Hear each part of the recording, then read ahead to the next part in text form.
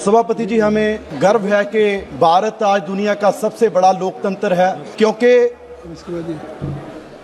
जब भारत आज़ाद हुआ तो बहुत से जो विकसित देशों के लोग थे, रामचंद्र गुहा ने भी अपनी किताब इंडिया आफ्टर गांधी में लिखा है, उनका कहना था कि भारत कभी भी एक साथ नहीं रह सकता, लेकिन हम अनेकता में एकता में विश्वास रखते हैं और हमें गर्व है कि आज इतने सालों के बाद भी भारत 140 करोड़ लोग एक झंडे के नीचे इकट्ठे हैं। लेकिन सभापति जी, विश्वास देश के लोगों का ऐसे नहीं बना, इससे बनने के लिए सालों लग गए और वो विश्वास इलेक्टोरल सिस्टम पर है, इसीलिए विश्वास बना। लेकिन पिछले कुछ समय से देश के लोगों का इलेक्टोरल सिस्टम से विश्वास उठता जा रहा है। आज सवाल सिर्फ एसआईआर पे नहीं है, आज देश के लोगों के मनों में कितने सवाल है। सबसे बड़ा सवाल तो कि जी हमारा वोट कहीं चोरी तो नहीं हो रहा, वो तो चलो सिर्फ एक सवालिया चिन्ह है, चोरी हो रहा नहीं हो रहा वो बात की बात है। लेकिन सभापति जी, उसका क्या जो लोगों की आंखों के सामने उनका मैंडेट चोरी हो रहा है। मैंडेट चोरी नहीं, मैं कहूँगा कि मैंडेट पे डाका डाला जा रहा है। कर्नाटका से शुरू हुए, आप पिछले 10 साल का बीजेपी का उठा के देख लीजिए। कर्नाटका में पहले सरकार तोड़ के बनाई गई, उसके बाद नॉर्थ ईस्ट तक कितने ऐसे प्रदेश, इवन अरुणाचल प्रदेश में तो कांग्रेस की 47 सीट थी 60 में, वहां पर भी अपने सरकार तोड़ दी। महाराष्ट्र में तो 2 बार तोड़ दी। और देखिए क्या उन देश प्रदेशों के लोगों के साथ ये धोखा नहीं, बेइंसाफी नहीं, जिन्होंने वोट डाला कहीं और सरकार बन गई इन लोगों की। सभापति जी, आज देश के लोगों का विश्वास लोकतंत्र से उठता जा रहा है और ये कोई लोग ऐसे नहीं कि अपनी मर्जी के साथ बीजेपी के साथ चले गए, उन लोगों को ले जाने के लिए लालच दिए गए और जो लालच से नहीं गए उनके अगेंस्ट ईडी का, सीबीआई का इस्तेमाल किया गया। कितनी उदाहरणें हैं, मुझे लगता है अगर मैं सारी पढ़ने लगूं तो कम से कम आधा घंटा लग जाए। अभी एक जनाब महाराष्ट्र के डिप्टी सीएम है, सभापति जी, दर्जनों केस डाले गए, ईडी की रेड, सीबीआई की रेड, जब बीजेपी में आ गए तो सारे केस समाप्त।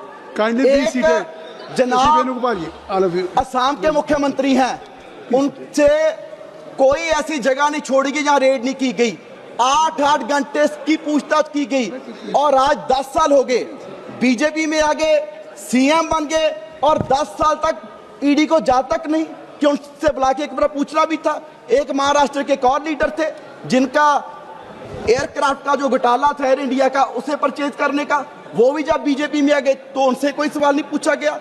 सो आज सबसे बड़ा सवाल देश के लोगों का यही है कि जो हम मैंडेट भी प्रदेश में दे रहे हैं वो मैंडेट भी इनकी तरफ जा रहा है। सो सभापति जी, आज ये सवाल नहीं कि इलेक्शन से हम अपनी सरकारें चुनते हैं, इलेक्शन तो पाकिस्तान में भी हो रहा है, इलेक्शन तो नेपाल में भी हो रहा है, लेकिन वहां पर जो सिस्टम बन गया वो इसलिए बना क्योंकि वहां के देश के लोगों का, वहां के जो इंस्टीट्यूशंस हैं उनमें से भरोसा उठ गया। तो आज जरूरत है कि हमारे जो इंस्टीट्यूशंस हैं, जो हमारा इलेक्शन कमीशन है, उस पे देश के लोगों का विश्वास खत्म हो रहा है, वो विश्वास जो बनना चाहिए। नहीं, हम भी उन देशों की तरफ है जो बढ़ रहे हैं।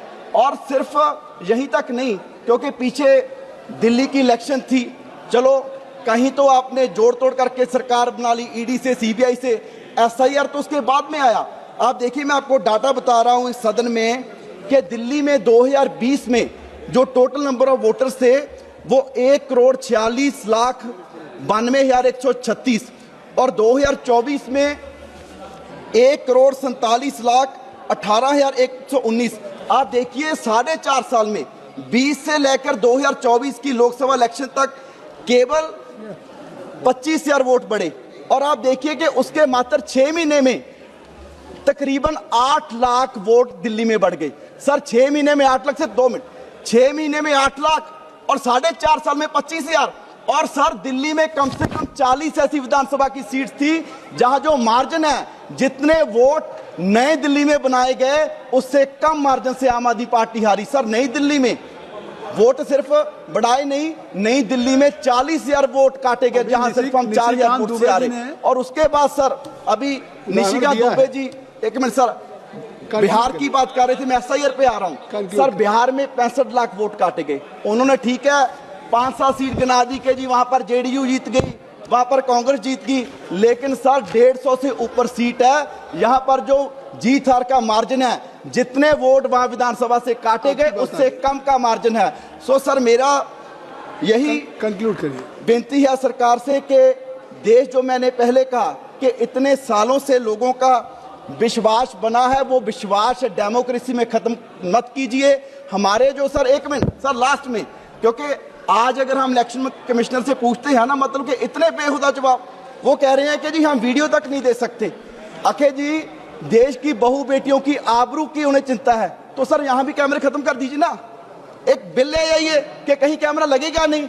आज कहीं कैमरा, कहीं दुकान पे, मुकान पे कहीं नहीं लगा, यहां भी लगा है। ये कैसा जवाब है? और दूसरा हम कि जी मशीन रीडेबल हम डाटा नहीं दे सकते।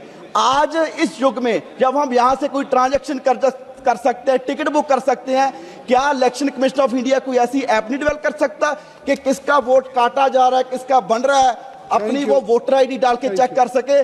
तो सर सिर्फ और सिर्फ आज जो देश में चल रहा है सर, इससे जो आने, सर लास्ट सर कंक्लूड कर रहा हूं डॉक्टर एमपी सर, कंक्लूड कर रहा हूं 30 सेकंड सर। मेरे सरकार से ये विनती है कि आज जो हम कर रहे हैं, कल को ना आप रहेंगे ना हम रहेंगे, लेकिन इतिहास में याद रखा जाएगा कि जो आज बीजेपी की सरकार देश के लोकतंत्र को नुकसान पहुंचाने के लिए कर रही है, अभी भी मौका है कि हम संभले और इस देश जैसे मजबूती से चल रहा है इसे चलने दें। Doctor MP Yes, sir. Samdani ji, Thank you, sir, for permitting me to take part.